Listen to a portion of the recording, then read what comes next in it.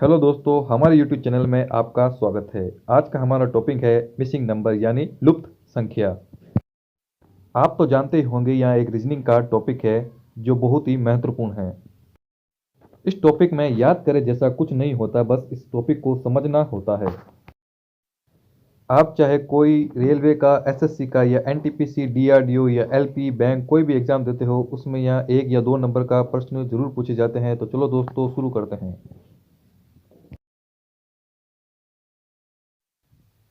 तो दोस्तों पहला प्रश्न है, दिए गए विकल्पों में लुप्त संख्या ज्ञात करो। तो लुप्त संख्या का पता जहां मार्क क्वेश्चन मार्क होता है वही लुप्त संख्या ज्ञात करनी होती है। ऐसे प्रकार के जब प्रश्न पूछे जाते हैं जहाँ लुप्त संख्या नीचे की तरफ पता लगाना पड़ता है, तब संख्या को ऊपर से नीचे की ओर पता लगाया जाता है, यहाँ फिर ऐसे। अब इन संख्याओं को आपस में गुणा करके या एक दूसरे से घटाकर, भाग देकर या फिर इन संख्याओं का वर्गमूल निकालकर इन संख्याओं का पता लगाया जाता है। अब हम इन संख्याओं में देखेंगे कि क्या फॉर्मेट चल रहा है।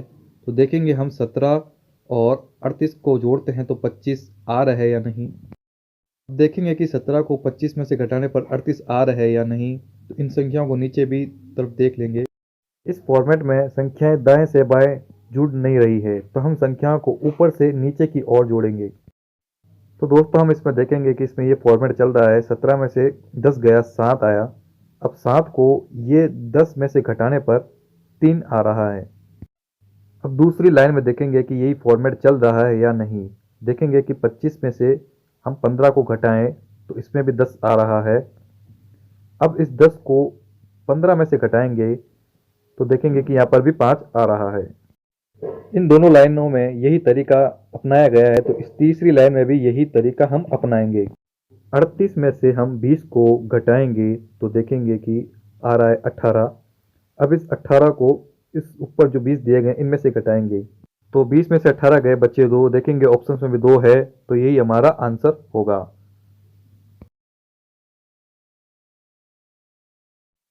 Question number 2।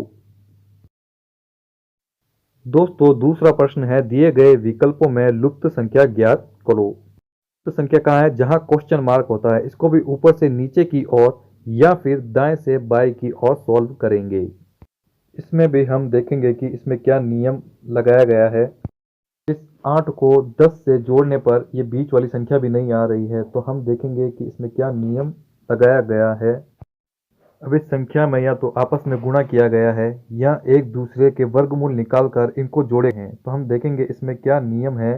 तो देखेंगे कि 8 और 8 को जोड़ने पर आए 16। अब 16 में 2 का भाग लगाएंगे तो आ रहे हैं 8, जो नीचे दिया गया है। देखेंगे कि यही नियम इस कॉलम में आ रहा है या नहीं। तो 10 में से हम 6 को जोड़ेंगे तो आए 16। अब 16 में 2 का भाग देने पर आ रहे हैं 8, जो इस लाइन में है। अब इन पीछे की दोनों लाइनों में यही तरीका आया है, तो तीसरी लाइन में भी हम यही तरीका अपनाएंगे। तो 10 में 4 जोड़ेंगे तो आए हैं 14। अब 14 में 2 का भाग देने पर आ रहे हैं 7। तो यही हमारा आंसर होगा, जो ऑप्शन नंबर बी है। Question number 3। दिए गए विकल्पों में लुप्त संख्या ज्ञात कीजिए। तो लुप्त संख्या जहां क्वेश्चन मार्क है वही ज्ञात करना है। इस प्रश्न में ऊपर से नीचे की ओर या फिर दाएं से बाएं की ओर ही सॉल्व करेंगे। इस प्रश्न में एक मेन पॉइंट है, देखेंगे कि हम संख्या किस तरफ ज़्यादा बढ़ रही है। तो ये तीसरे कॉलम में जो है 15 और 26 सबसे ज़्यादा अंकों की संख्या है, तो ये इस तरफ संख्या बढ़ रही है। तो हम इस कॉलम में देखेंगे कि 8 और 7 को जोड़ने पर 15 आ रहे हैं, और दूसरी लाइन में भी 8 और 18 को जोड़ने पर 26 आ रहे हैं, मतलब यहाँ पर जोड़ हो रही है। तो तीसरी लाइन में भी देखेंगे कि हम 7 और 13 को जोड़ने पर 20 आ रहे हैं।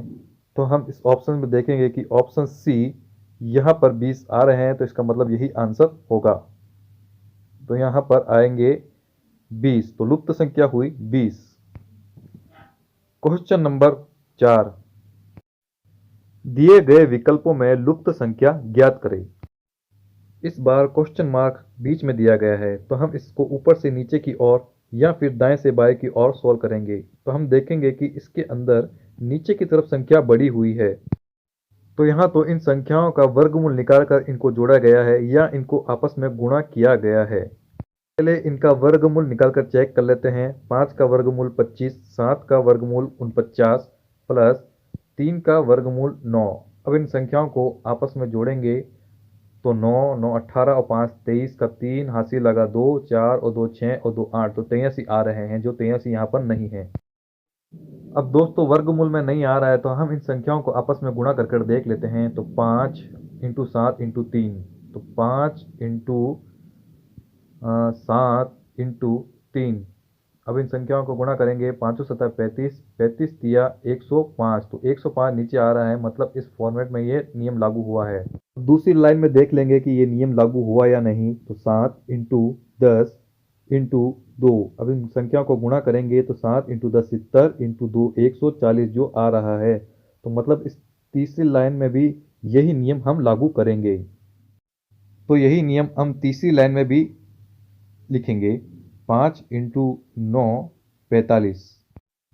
अब इस 45 को हम लुप्त संख्या ज्ञात करने के लिए 180 में भाग दे देंगे, जिससे हमारी लुप्त संख्या मालूम हो जाएगी और वो लुप्त संख्या इस ऑप्शन में ही होगी। तो हम इसमें भाग देते हैं। 9 पंजे 45, 9 दूनी 18, 5 एकम 5, 5 चौक 20। तो देखेंगे इस ऑप्शन में है या नहीं, तो ऑप्शन बी ही इसका आंसर होगा। तो लुप्त संख्या के स्थान पर यहाँ पर 4 आएगा। क्वेश्चन नंबर 5 देख लेते हैं दोस्तों।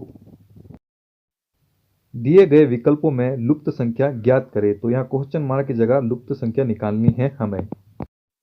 तो इस 16 को 49 से घटाने पर भी 9 नहीं आ रहे हैं, या फिर 16 में 9 जोड़कर 49 भी नहीं आ रहे हैं।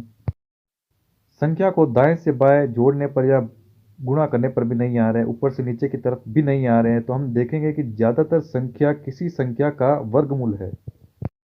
49 7 का वर्गमूल है, 4 2 का वर्गमूल है, 25 5 का वर्गमूल। तो हम देखेंगे ऊपर से नीचे की ओर।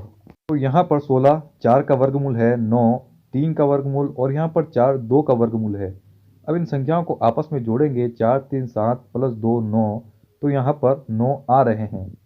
अब दूसरी लाइन में देखेंगे ये नियम लागू हुआ है या नहीं। तो 49 7 का वर्गमूल है प्लस 25 5 का वर्गमूल प्लस 1 का वर्गमूल 1 ही होता है, याद रखना। तो प्लस 1। अब इस संख्या को जोड़ेंगे, 12 और 1 13, तो यहाँ पर भी 13 आ रहे हैं। यही नियम हम तीसरी लाइन में भी अपनाएंगे। तो 9 का वर्गमूल होता है 3, 4 का वर्गमूल 2, 16 का वर्गमूल होता है 4। अब इन संख्याओं को आपस में जोड़ ले, 5 4 9, तो यहाँ पर लुप्त संख्या आएगी 9। ऑप्शन नंबर ए ही हमारा आंसर होगा। आज का सवाल, 20 220 का कितना प्रतिशत है? सही जवाब बताने वाले का नाम अगले वीडियो में बताया जाएगा।